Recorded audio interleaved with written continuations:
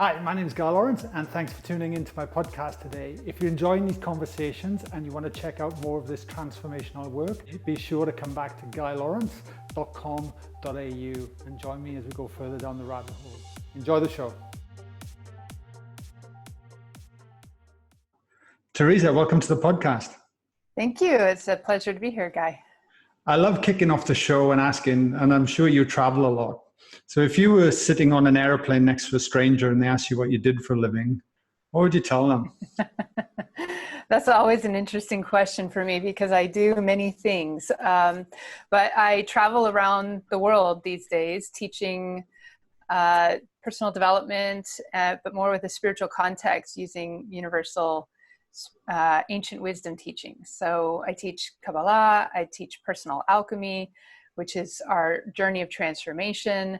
And I work with the Modern Mystery School that is a lineage of passing down these ancient wisdoms and tools of empowerment to help us really make the most of our lives and achieve our greater potential. Yeah. What's the typical response when you say something like that? Well, that's going to be really unique and new. Like, you know, they might be like, whoa, wow, tell me more. How does that work? And, you know, or they might not resonate with it at all. It just really depends on the person who's next to me, you know. But I tend to also just be happy to read my book or, you know, I fly on a lot of planes. So, yeah, but I've had some really long conversations with a couple people, you know, when they really want to engage, you can have a long flight and get into deep conversation. And, you know, is it kind of like, you know, they might refer to some of the books like, you know, Power versus Force or Four Agreements, or, you know, some of these books that are a little more mainstream, but that are opening people up to the idea of the power of our will, the power of our mind and our consciousness, and how to, you know, start to align with higher choices to make success. You know, it's all ultimately geared towards success in life. Absolutely, yeah. And for me, there's been so much mystery around this work for so long as well, you know. But as I found, I started to have experiences and really start to lean in and I guess learn from embodying those experiences, not just necessarily from a book.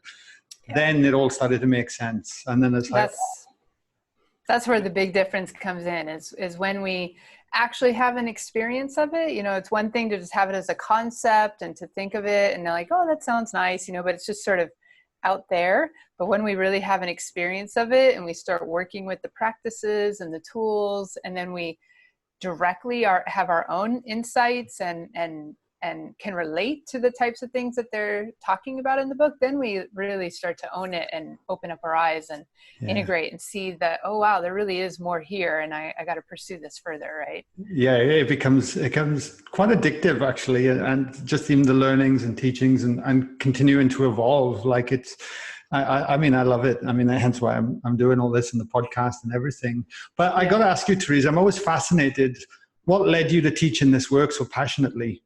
Because there's always a tipping point, I'm guessing. Yeah, my tipping point came, I guess, for me, it was around 25 years old. And I guess I was lucky that it was fairly early on in my journey. So I grew up, number one, with a very open-minded family. My parents had a different kind of spirituality than the mainstream. And so I was encouraged to just explore. I was given a lot of freedom to explore and make up my own mind about what I believed in things, and philosophically, spiritually, religiously. And at a personal level, religion didn't resonate. Like it just, I mean, I thought that there was virtues and good teachings out of all of the different religious traditions I explored. But there was also vices, there was also hypocrisies, there was inconsistencies, and I found that the dogmas, you know, just didn't work for me. So I kind of shied away from it, and I got very much into academia and physics. And so I ended up ultimately getting my Ph.D. in physics and got very heavily trained into that scientific way of thinking that's very, you know, skeptical, and you have to prove it. And if you're going to make claims, then you have to have substance to back it up with. And it's very practical thinking and discerning. And when I was in graduate school, after about my first year, I was immersed into 80 hours a week of left brain physics activity, you know, between classwork and research and tests and, you know, all homework, all of it. And so 80 hours a week of just left brain. And after a year of that, I was finding myself very out of balance. Prior to that, I'd had a lot of diversity. I'd had, you know, it was a more liberal arts type of university, and had sports and a lot of creative hobbies and so forth. And then all of a sudden, all I had was physics. And so after a year, I found myself really unbalanced, not happy, finding myself getting into depression, and things were just, it was spilling over into all these other areas of my life. And I realized, like, why am I even doing this? I'm not even sure really what I want to do with this PhD. And now I'm realizing that it's coming at the expense of my happiness and my well-being. And something's got to shift, because I'm not gonna keep it up at this pace. And so I started to search for what's going to restore balance into my life and joy. And so I brought in all the other aspects of life that I had previously, you know, like a scientist would. I very systematically brought one by one to try and figure out what's the key, you know. And, you know, so I brought in social time again, and I brought in creative hobbies again. I brought in athletics again, and, you know, I had a good relationship. And so I brought all these elements back in. And another year later, I was feeling better, more balanced, but still not happy. Like there's still something core to my sense of meaning and joy and purpose. And I went I was still thinking about it, and I was at the gym one day, and while I was doing some sit-ups, and I was thinking about the back of my head, there's this little voice that said, well, there's still one thing you haven't brought back in. And that one thing was spirituality.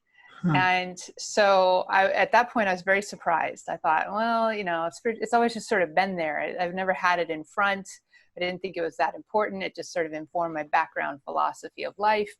And yet it was the one thing I hadn't purposefully, actively brought back into my life. So I thought, all right, let's give it a try. I don't have any other ideas, so let's give this a try. And at that point, anything I was going to do pursue spiritually, couldn't negate what I knew to be true scientifically. So I had to find something where the two could complement each other, or at least be in parallel and not conflict. And so I couldn't go into blind faith and religion. And the New Age was too airy-fairy for me. It was just ungrounded as a scientist. And so I started to explore into the intersections of science and consciousness, and science and spirituality. And, you know, there's a lot of stuff coming out. This is in 2000, around 2000. And there's a lot coming out of, like, the Tao of physics was coming out, and the Dancing Woolley masters, and, you know, some physicists who are trying to parallel Eastern philosophy with quantum physics and the principles, and showing how these principles were very similar. And as I read these books, I got really excited, and I thought, oh, you know what, this really resonates. It was like some piece of me just lit up, and I started to find a passion again. And it reminded me, actually, when I thought back on it, it reminded me of why I even got into physics in the first place. It was some form of a spiritual inspiration. You know, it was like this sense of awe, looking out at the universe, like at the night sky, and just wondering, like, wow, what's out there? I want to know what's out there. And then that was when I realized, oh, I want to study astronomy or astrophysics and understand the universe and how this bigger, you know, universe works. And so here I was starting to explore into science and spirituality, and going to conferences and expos and things like that, reading all these books, and just sort of, you know, I was getting really excited about it. And the next thing that happened for me was I really wanted to find other people that I could talk with about these concepts at a similar wavelength, you know, who really could get it, like who could go into that depth and explore the concepts with me. And I was in Seattle at the time, and I was at the University of Washington, but in the physics department there, it's very traditional. And if you say anything about being spiritual, at least then, it was like, oh no, you know, she's weird. And, you know, I was afraid of losing credibility. So I was kind of in the closet about my spiritual beliefs when I was at physics. And so I had to search outside of that to find community. And so I was really searching for community, and I just wasn't finding it. And I felt really isolated. And so then at some point I was talking on the phone with my mom, and I was complaining, I was just like saying, like, I feel really isolated. I feel like a fish out of water. Like I don't really fit in here. And, I don't have anyone in my local area that I feel like I can connect with. And my partner at the time, he was not really engaging with me at that level either. And so I just felt like, I'm really starving for community. And so my mom said, you know what? And I was having to take my qualifying exams at the same time for graduate school. And she's like, why don't you just put it out there to the universe that you want to find your spiritual path, your tribe, your family, and then just let it go, let the universe handle it, and focus on your qualifying exams, and then just trust, and something will come back around at some point. And so I did this. I believe in synchronicity, and I believe the universe, kind of guides us. I've had a lot of intuitive guidance prior to that point. So I was like, all right, I'll do that.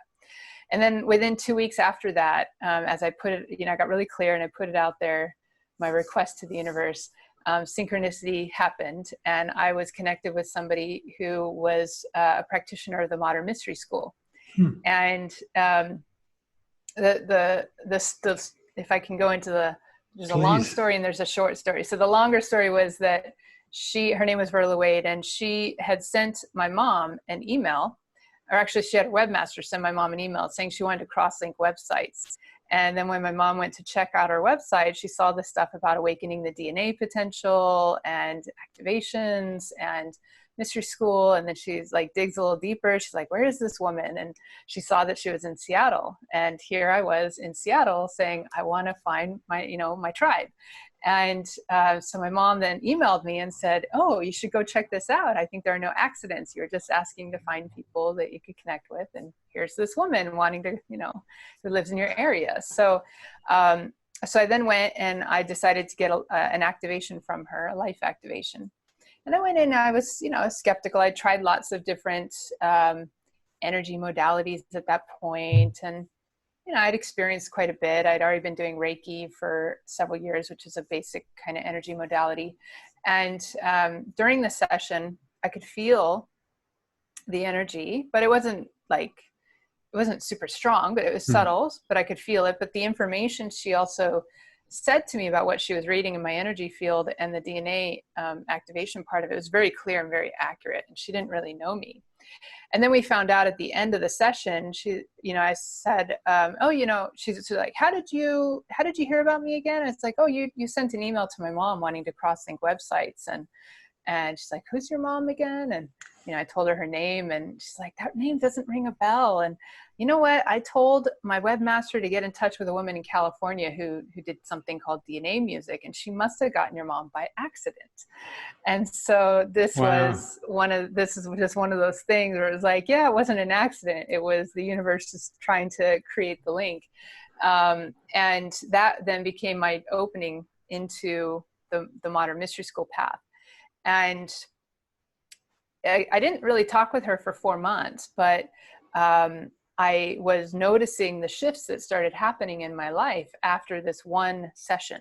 And usually, it's like you might feel it in the moment, and then you have, nice 2 weeks afterwards or something, and then it kind of fades. But with this session called the life activation, I noticed things right away. And I started having all these new awarenesses of myself and my choices and my patterns in life at a very practical level, and what was serving me and what wasn't serving me. And I'd have new ideas come through of how to change things, and I do it. And it was just like after about a couple months, I realized I'd made a lot of little changes, and things really were starting to improve in terms of my sense of quality of life. Just after that one life activation. And 4 months down the line, I was for the first time able to have the aha moment of what I felt like I was really here to do, which was to bring my passion for metaphysics and spirituality and my passion for physics and science together and be a bridge for science and spirituality. And so then, I was like, well, I don't know how to accomplish that, but at least I know my direction, and it's not traditional now. And so then that led me to want to take further steps with the mystery school. So I went and got initiated and did their training. And then I did another level of activation called the galactic activation. And after that, that was a 3-day kind of process, 4-day process. And after that, it was like everything started to accelerate. I just really had a lot of answers that I had been seeking for much of my life that I hadn't found satisfactory answers to. All of a sudden, those answers were starting to be revealed through the mystery school teachings. But more importantly, the tools and the practices that they handed down were really powerful, and they were really working.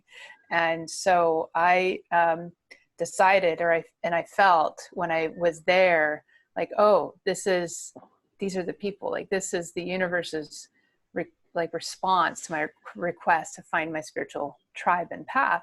And I just knew it, it's like, even though I logically, in my rational mind, still fought with it and the concepts and had doubts, in my soul, like I really felt, in my heart, I really felt like this is the answer. This is what I've been looking for. And then I dove into alchemy, studying alchemy and Kabbalah and sacred geometry. And those things really lit me up because they became a very practical way that I could finally start pulling the science and the spirituality together and see how they linked up. That's an incredible combination. Yeah, it's an odd combination. Like a lot of people think these are very divergent paths, and science is sitting over here and it's all logic and reason, and spirituality is over here and it's all faith and intuitive, and just the spiritual teachings. But I have found that through metaphysics, through ancient metaphysics, not religion, not New Age, not just normal like universal spirituality, but metaphysics, they're very scientific in their way of thinking, meaning they really dig deeper to try and understand why the tool works, why this knowledge is true. Okay. Let's prove it, right? So they have a very scientific way of thinking. And how would you describe the difference between physics and metaphysics for somebody listening to this? Well, metaphysics, first of all, meta means more than. So metaphysics would be more than physics. So it's looking into not just the physical realm. Yes, it's looking at that, but it's looking beyond the physical realm as well. So into non-physical realms or unseen realms. Like maybe they're physical, but they're just unseen. And so it's this whole very intricate system, just as intricate as science is, for how energy flows down from these higher spiritual realms and then more subtle energy realms and vibrations down into the physical, and how we can then awaken more of that potential within us to rise up to our greater capacity to harness all of that energy. And so it's very practical, it's very applied, it's very much about life and how to awaken. Like in metaphysics, we believe that there's a very infinite potential within us, and that we have that. The potential is like you could become like superhuman, you could become godlike, and the whole tradition of metaphysics is how do we achieve that? How do we awaken to that? What are the tools that will help us get there and remember and tap back into all of those potentials? So it's very much a applied kind of spiritual path. And yet it's also based on tradition, right? Tried and true, there's lineage, versus just channeled material or something that, just one person's philosophy. So I liked that it was tried and true, that it had thousands of years of tradition, and people have tested it and refined it and perfected it over the years and passed it on to like later generations. Incredible. Would you recommend, have you could, off the top of your head, a good book to recommend on metaphysics? Or there's just so much out there. There's so many. I would say that Gareth Knight, K-N-I-G-H-T, Gareth Knight has some good books. Maybe like Experiencing Inner Worlds is a good one to potentially start with. Yeah, I was curious. Yeah. Ted Andrews has a really good book just on Kabbalah. And I find that in the Western mystery tradition, Kabbalah is like it's the framework, and everything relates into it because it just pulls it all together. There's also the Hermetic teachings, right? So in the Western mystery tradition, the Hermetic teachings go all the way back to Hermes, in ancient Greek and ancient Egyptian times. those teachings come in very deeply. So like the Kybalion is something that people in today's way of thinking would still be able to wrap their heads around easily. But if you want to go into the deeper work of the Hermetic teachings, then you'd look at the Hermetica, which is all Corpus Hermeticum. It's said to be teachings, handed down from Hermes. And in Kabbalah, if somebody is like brand new to this, the best book I would recommend is Ted Andrews' Simplified Kabbalah Magic. Okay. And it's really easy to understand, and it's pretty clean and universal. So. You've sparked off about 20 questions after sharing all that. Oh my God. But one thing I wanted to ask you before diving into the Kabbalah a bit more was from your journey being a scientist, and it's interesting because I see this in my own life with people that we're almost frightened to come out and look at spirituality and say, oh my God, I'm looking at this over here as well, because it's like uncommon conversations. Yeah. And then behind that, well, what does spirituality even mean? It can mean so many things to so many different people from our interpretation. Right. But I was fascinated to know, once you started studying the modern mystery school and you talked about DNA activation and things were shifting quicker and quicker for you, did you then just lean into that and just run with it, or are you still resisting and coming up against yourself? Because I see that so often as well. Yeah, both. So I saw enough results that I thought, okay, I always, even if my mind doubted the concepts and the teachings, and I struggled with that at a logical level, because I really did for years. I really fought the teachings quite a bit and had my doubts for many years on my early journey with the mystery school. But I always figured, okay, my mind, is it just that I'm being challenged in my concepts, or is it that I'm too indoctrinated in the scientific skepticism, and I need to just allow myself to believe a little bit more here and have some faith?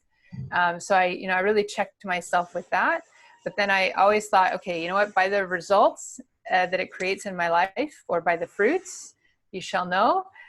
So by the results that it creates in my life, that is my evidence as to whether or not this is good, right? So I just continued to look at, what are the results? What are the fruits? And if I keep getting good fruits and good results, then I'm going to keep going with this, because ultimately the bottom line is it helping me improve my life? Is it helping me progress? Is it helping me know myself more? Is it expanding my consciousness, right? So I would look at the fruits for me at a personal level, and ultimately down the line, I realized I was changing and progressing, and rapidly so.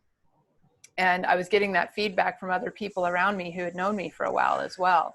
So it wasn't just my subjective experience, it was other people reflecting like, wow, you've really shifted. Like, what are you doing? And so I kept going forward with it. And then after a number of years, I looked back and it was like, you know what? The fruits are good. And this is working. Even if I doubt, even if I don't believe, it's working. And so maybe I should just start to shift my mindset and start believing. And then how much more could it work if I start really believing and stop fighting it? And, but I think it was good to have some skepticism and discernment, right? Because there's Absolutely. So much out there these days. And I had explored a lot by then, and I really had seen, well, they make a lot of claims, but they can't deliver, the results, and other than placebo effect maybe, or, it felt good and it was psychologically uplifting, but it didn't last, it didn't sustain. Whereas, so by the time I got into the mystery school, I was a little bit like, yeah, okay, we'll see. If they can really deliver on their claims, but they kept delivering, and even more than I had expected. And so over time, it's like, okay, this is good. Yeah, amazing. Yeah, no, absolutely. I always think about that. Healthy skepticism is great. If you can just, look into it, do the research, keep an open mind, and just quietly go about leaning into it, and that's what happened to me. Yeah, for sure. And as a scientist, I was trained, well, prove it to me and then I'll believe you, right? Yeah. Show me the physical, tangible evidence and then I'll believe you. But through this path and through the metaphysical approach, I came to realize that our mind can block us from perceiving things. So if we don't believe something, we won't see it because our mind just blocks it. And so I came to realize over time that believing is seeing, that there is so much going on, and that as we open up our perception and our willingness to, be open and believe. So yes, skeptic, discernment, I would say, not skeptic anymore. I used to say participating skeptic. So meaning it's not going to just prove itself to me if I just let this concept sit there and not doing anything with it, right? We have to participate with it. So we have to try it out, apply it, test it. So, again, as an experimental scientist, I thought, okay, well, I can do that. Let's take this concept or take this hypothesis and test it and see if it really works. And as I tested it, I ultimately saw that I am the proof, that it's not going to be proof that's outside of me. It's going to be proof that's within me because of how my life changes, how I transform, and then how I show up in the world and produce results in a different way. And so that is, I would say, something for everyone to realize is that, whatever spiritual path or personal growth work you do, you got to take those tools and apply them. And then you'll know, if it's just nice concepts or if it actually produces results in your life in a sustainable way. Absolutely. And I found myself guilty as well of using the knowledge to distract me from actually taking the steps in my life that I needed. Yeah. And I realized some of the spirituality route was actually keeping me from keeping the progress. Some of it does that. Yeah. It's, and ultimately, like in the mystery school, I liked that part too, is that, there's lots of knowledge and there's lots of theory, but what we are looking for is transformation. Mm-hmm. We are looking for personal progression.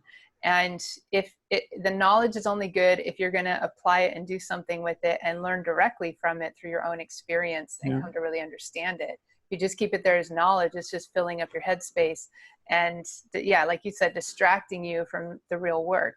So the mystery school, the way they teach actually is like, here's the tools, try this out. Yeah, you can get the theory later, but here, try this out. And by your own direct experience, you'll start to know what it does.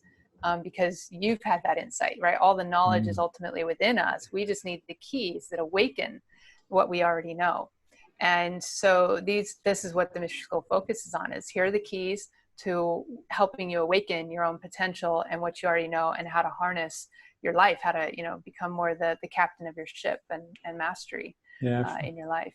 Fantastic. We've mentioned the Kabbalah a few times in the conversation as well. And I know it's part of your teachings. What is it exactly?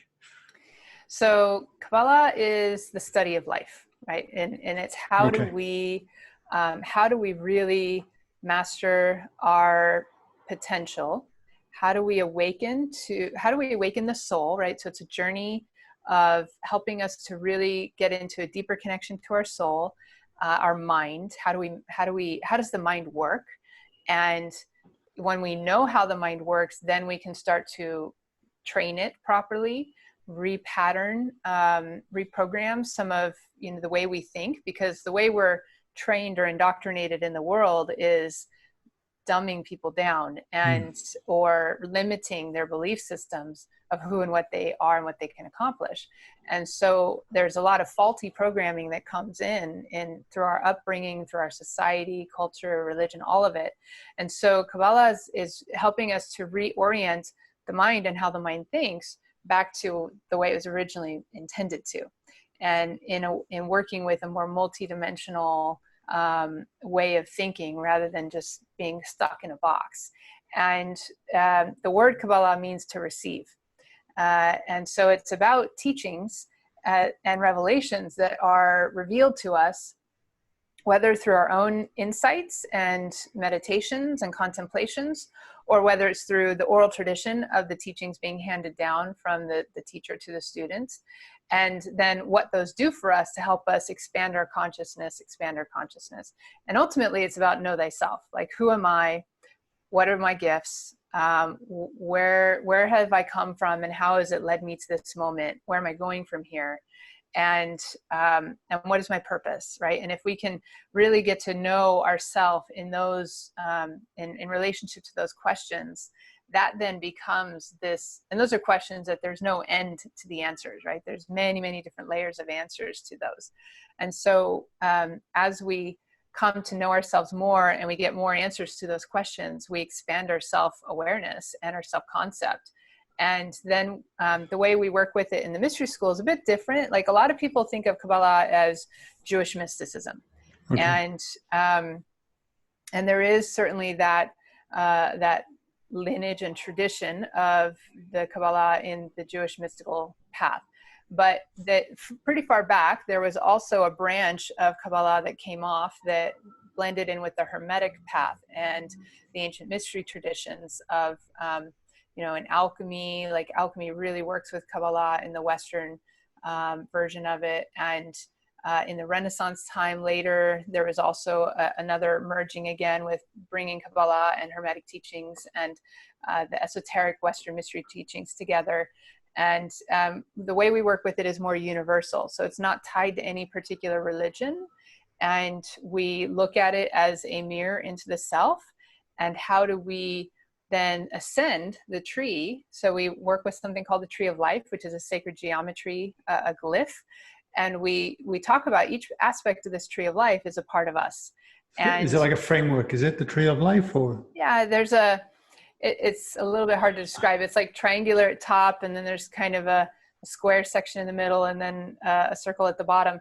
So there's 10 circles, and they're aligned on 3 pillars.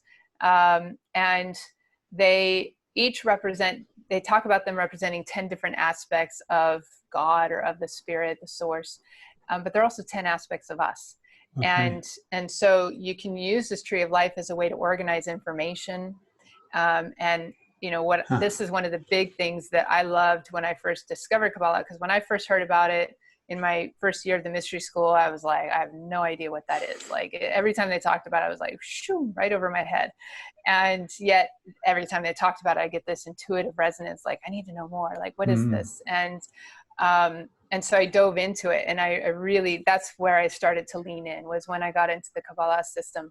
And I read like 6 different books on Kabbalah. I went through their ascension journey, which is a 10-month program. And we really did a lot of inner work during that process. But also, for me as a scientist, I was reading a Kabbalah book, and I was reading about the Kabbalistic story of creation or cosmology. And as I was reading the Kabbalistic version of it, almost like a retranslation from Genesis into, you know, Kabbalistic understanding. And then at the same time, I was taking these astrophysics courses on, you know, the modern day physics cosmology and how the universe is created. And I was seeing that they were saying the same thing. And, you know, it's different words maybe, and the metaphorical language was there in Kabbalah, whereas it was like very physical language in science, but they were the same concepts, and they were saying the same sequence of events even. Wow. And so it was fascinating to me, because Kabbalah went a little further than science could go, because science can trace back the Big Bang to like picoseconds after the Big Bang moment, but they don't know what started it. You know, they can't go back further, whereas Kabbalah did. It went back, you know, to the beginning and before the beginning, and they had this whole theory and mechanism of how it all happened, how it all started.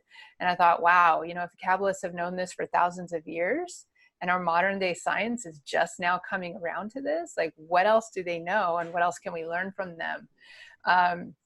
And it became, the Tree of Life became a framework where, and in my GAIA series called Mystery Teachings on GAIA TV, I do, in the first season, I really draw a lot of the physics, modern day physics, and where the theories are at today, and I map it with the Kabbalistic teachings and the alchemical teachings, and I show how they align. And you can take all the theories of physics, like all the sequence of the Big Bang, and you can map it onto the Tree of Life. And you can also take things like relationships and how our relationship dynamics work and map that onto the Tree of Life. You can also take all this spiritual philosophy and map that onto the Tree of Life. You can also take like herbs and what different herbs do in terms of healing properties and Incredible. How that supports your health, and map that onto the Tree of Life. So it's this way of bringing all this information together. And, you know, my mind, I work like I'm really good at putting puzzle pieces together and like connecting the dots. And I think that I was waiting to discover the Tree of Life and Kabbalah as the main framework for me to put all those puzzle pieces together for bringing the science and spirituality together. Yeah, wow, incredible. And I got to say, an incredible job on the TV show as well. Thank you. It was amazing. And the way the graphics were done as well, and the way it was pulled together, was like, wow. Yeah. Really. Well, the graphics and all the animation, I mean, I gave suggestions, but that's all, you know, the editing and animation's all GAIA. They did a fabulous job. Yeah, it came together really well, and it's just riveting stuff. Yeah, for sure. Thank you. God, I'm going to ask you one more question. I know time's getting on a bit, but there's so many things I want to ask you. Is sacred geometry, because we hear the term quite often, sacred geometry. Well, I do now anyway. It seems, you know, to pop up in that. But again, it feels mysterious and a bit mystical. And like, what is it exactly? What does it represent? And what's its intent behind it? Yeah, so sacred geometry is the same as geometry, right? But the geometries have meaning to them now that are more than just a practical, tangible, physical thing. There is also a sacred or spiritual component to it.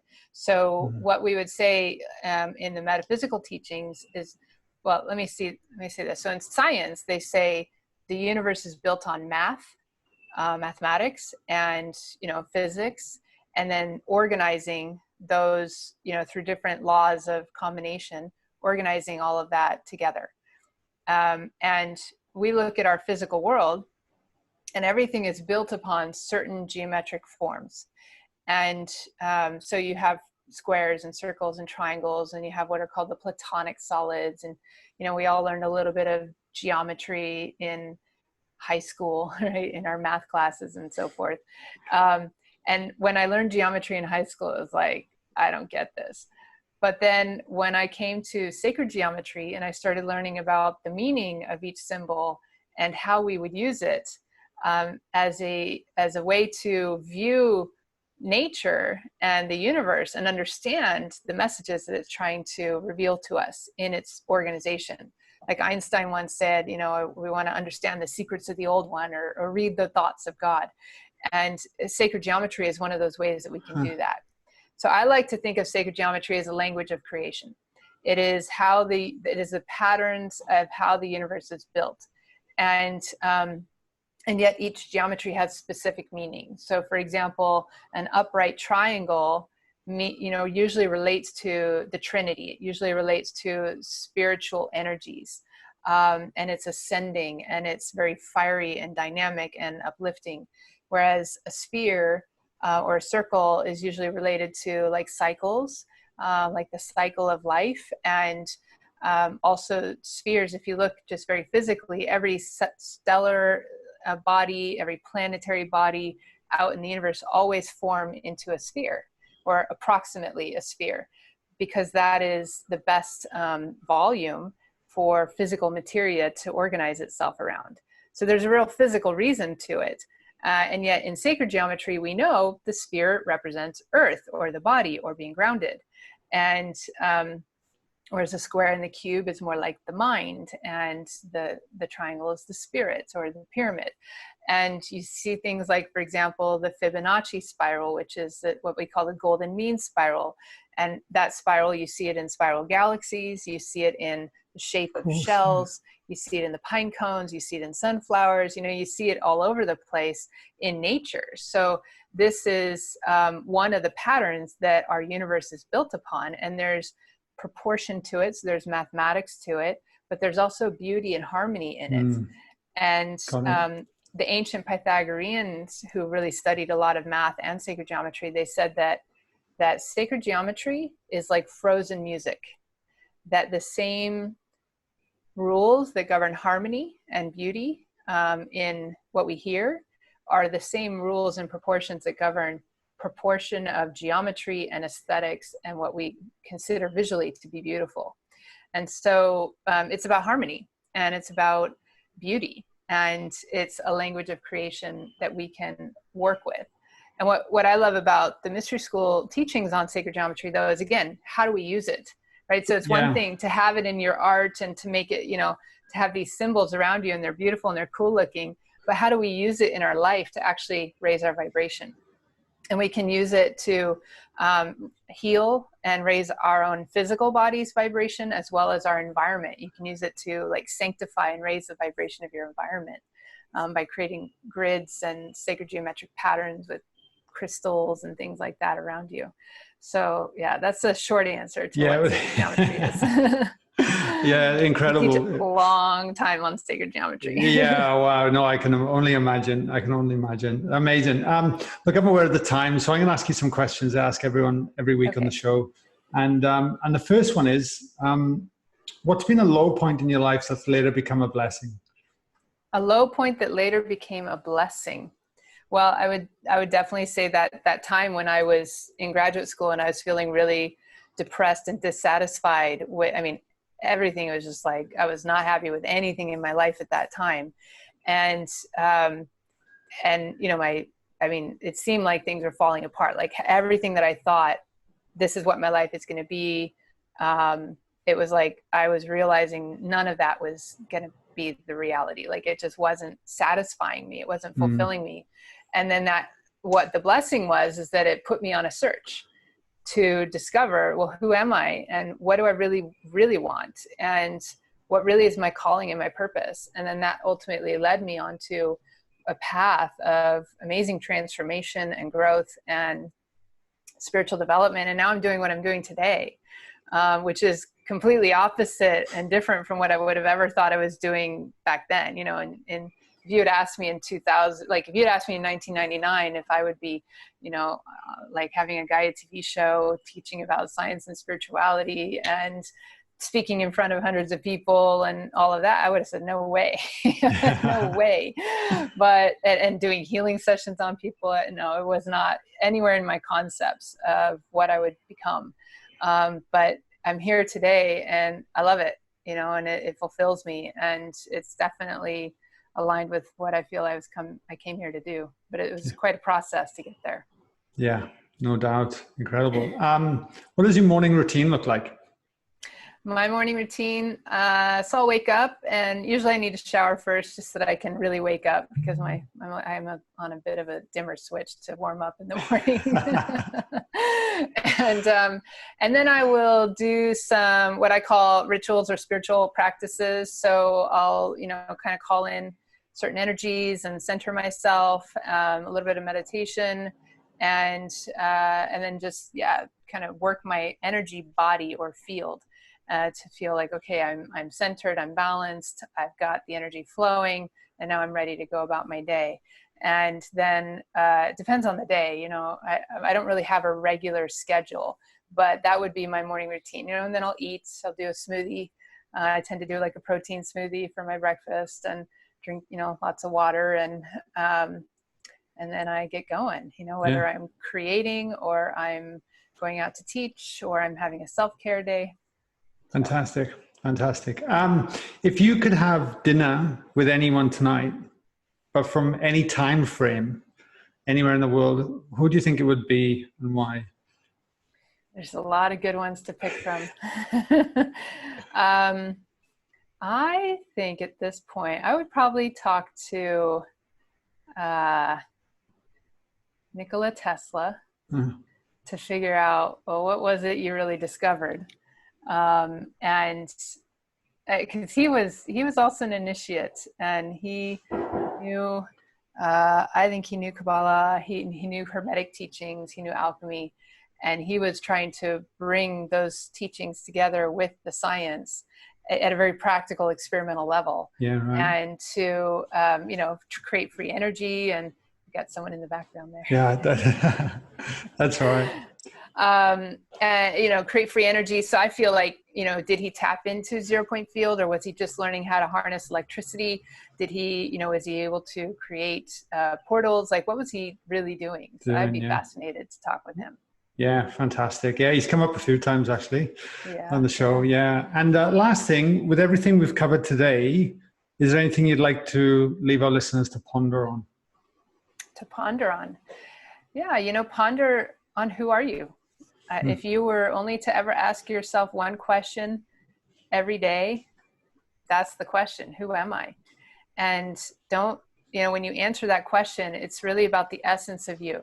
It has nothing to do with what you do or the roles you play in this life, or you know, who your relationships are with, or, you know, has nothing to do with any of this physical life. Like, who are you in your essence? When you strip away all of those worldly definitions and labels, who are you, right? The I, when we think of I, who am I, right? Just contemplating that right there and doing it every day, it will start to open up some amazing self-discovery and growth and reorientation.